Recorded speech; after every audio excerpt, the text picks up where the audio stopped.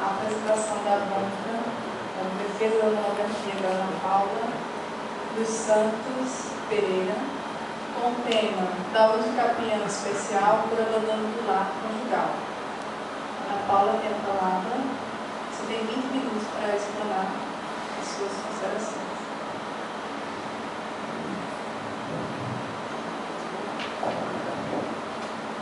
Boa noite a todos. Antes de mais nada, eu queria agradecer a Deus por estar aqui, aos meus familiares, aos meus amigos e aos meus professores. Meu nome é Ana Paula, como a professora Multimédia já disse, e o meu tema é dar uso capião especial por abandono do lar conjugal. Antes de iniciarmos qualquer discussão jurídica acerca da uso capião familiar por abandono do lar conjugal, é importante passarmos pela análise histórica da uso capião. Então, o gênero da palavra uso capião, inicialmente, trata-se de uma expressão feminina, de uma expressão masculina. Segundo o nosso Código Civil de 2002, trata-se de uma expressão feminina. Orlando Gomes define que a uso capião é uma espécie de gênero feminino.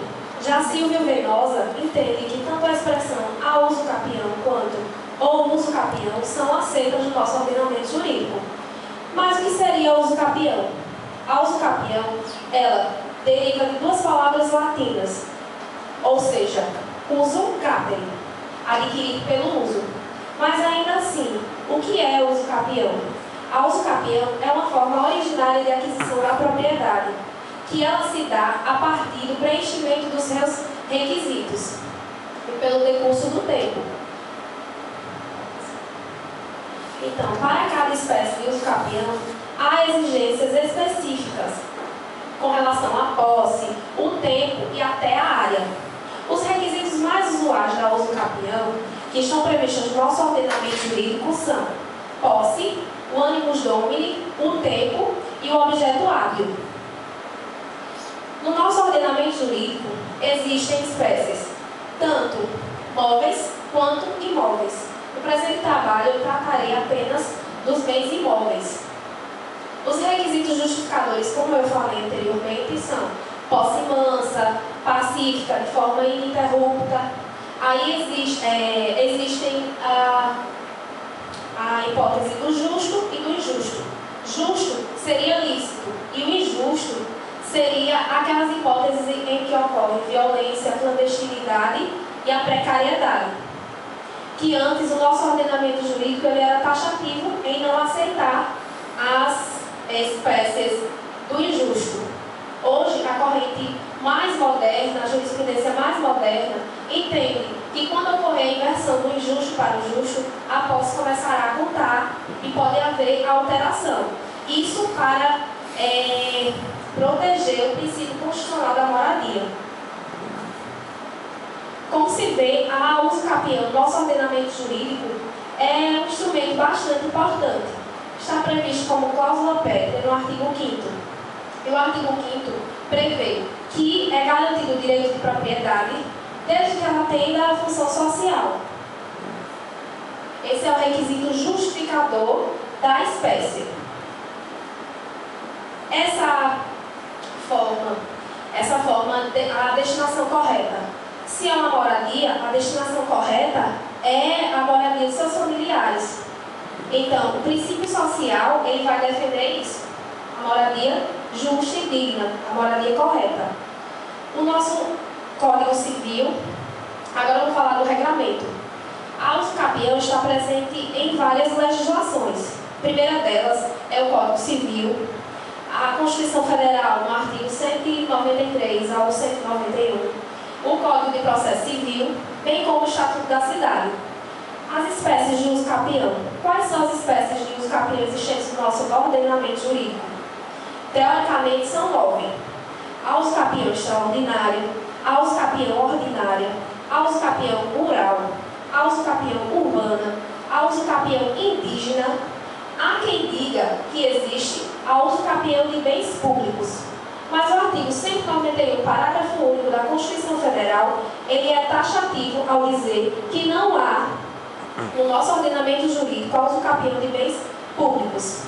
Existe também a usucapião coletiva e hoje, presente no nosso ordenamento jurídico, a usucapião por abandono do lar conjugal. Para fechar a parte histórica, eu trouxe um breve resumo do que seria. Está presente primeiramente na Bíblia, no Antigo Testamento. No Antigo Testamento, na passagem do livro de Juízes, já tem um registro de uma briga entre os hebreus e os amonitas. Os hebreus, eles ocuparam a terra prometida por 300 anos sem oposição alguma. E os amonitas chegaram para reivindicar aquela terra. Essa foi a primeira passagem bíblica. Mas os nossos doutrinadores, de forma majoritária, entendem que a usucapião surgiu no direito romano, nas fases clássicas, pré-clássicas e pós-clássicas. E esses entendimentos ainda encontram resquícios até os dias atuais. Está presente na Lei das 12 Tábuas, na Tábua 6ª do inciso 3º.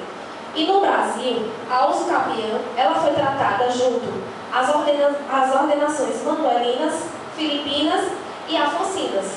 Eu trouxe só uma passagem no que tange às ordenações filipinas. A Lei 1534 já estabelecia que não havia, de forma alguma, no nosso ordenamento jurídico, a posse de má-fé.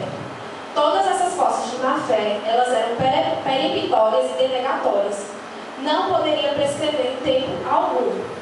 Aquela passagem foi da corrente mais moderna, mas desde as ordenações filipinas, possuidor de má-fé, que possuía aquela posse de forma injusta, não teria direito a usucapião.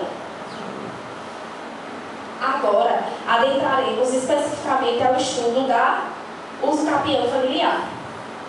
A usucapião familiar, ela surgiu no nosso ordenamento jurídico por meio da Lei 12.424 de 2011. Quando da origem dessa lei, já surgiram algumas discussões de ordem teórica e prática com relação aos seus requisitos subjetivos.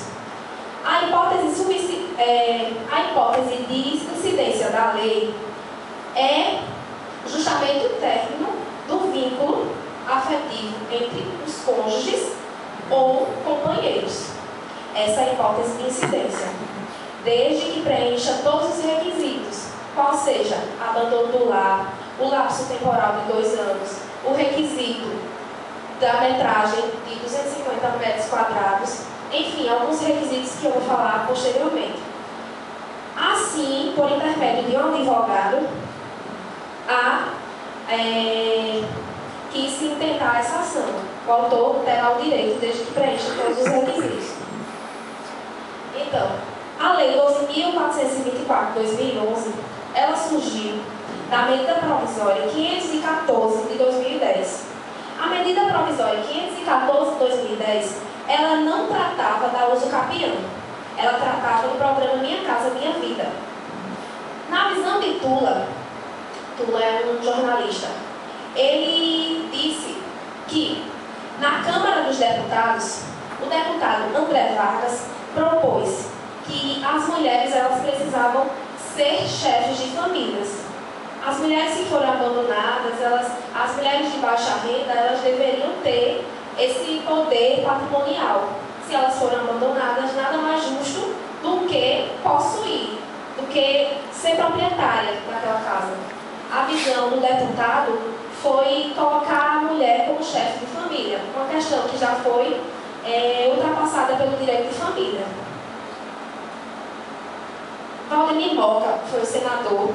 Quando ele relatou a conversão da medida provisória em lei, ele falou que não houve tempo suficiente para que audiências públicas com pessoas que entendessem do assunto tivessem ocorrido na época.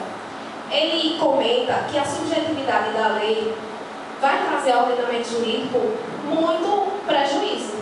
Os advogados acusam a lei de um retrocesso jurídico. André Vargas, que propôs a referida lei, disse que foi uma revolução. Já o professor Frederico Viegas, da Universidade de Brasília, ele entende que a lei trará mais malefícios do que benefícios para a população.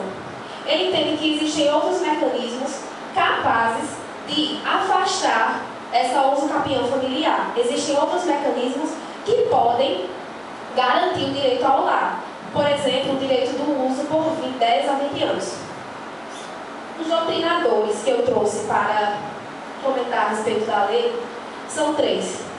Flávio Tartucci diz que a lei merece elogios. A lei vai resolver situações práticas em que casais são abandonados, e ele traz essa questão mesmo do abandono. Já Maria Berenice Dias, ela é categórica ao falar que causará um retrocesso jurídico.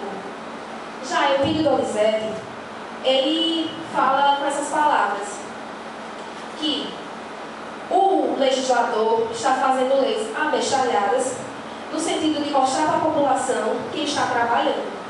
As pessoas vão começar a conviver em ambientes ruins para proteger seu patrimônio. E se o objetivo do legislador foi garantir o lar às pessoas, a essas pessoas abandonadas, o tiro sairá pela culatra, porque a dimensão dessa lei é muito maior. Então, essa é a lei na íntegra, porque a Lei 12.424 trouxe, mediante o artigo 9º, ela incluiu no Código Civil de 2002 o artigo 1240-A, que diz o seguinte: aquele que exercer por 2 anos, ininterruptamente e sem oposição, posse direta com exclusividade sobre imóvel urbano, a atenção é imóvel urbano, de até 250 metros quadrados, cuja propriedade dividida com ex-cônjuge ou ex-companheiro que abandonou o lar, utilizando para sua moradia ou de sua família, adquirir-lhe-á o domínio integral, desde que não seja proprietário de outro imóvel urbano ou rural. E o CAPT, ele prevê que esse direito não será reconhecido ao mesmo possuidor. Existia na lei o parágrafo 2º, mas ele não foi aceito, foi revogado. Eu trouxe essa ilustração para reforçar a ideia de que todos serão sujeitos de direito da lei. Os casais homoafetivos, que hoje são reconhecidos amplamente e têm a união em caráter de união estável. Essa foi uma ilustração também, no sentido de que a culpa é um requisito muito subjetivo, que ela pode ser afastada, pois se a justificativa, ela tem que ser, esse abandono tem que ser voluntário e injustificado. Se você justifica com a violência, já afasta a hipótese de incidência. O prazo é um ponto bastante importante da lei, pois os doutrinadores entenderam que, será que pode haver hipóteses passadas que podem ser aplicadas a essa lei? A Quinta Jornada de Direito, ela estabeleceu o seguinte, que somente pode ser contada a partir da vigência da lei, ou seja, do dia 16 de junho de 2011, que foi o seu pontapé inicial. E a aplicação da lei começou a contar a partir de 16 de junho de 2013. Esse foi o requisito do prazo. No que tange à exclusividade, a propriedade ela só pode ser exercida pelo cônjuge.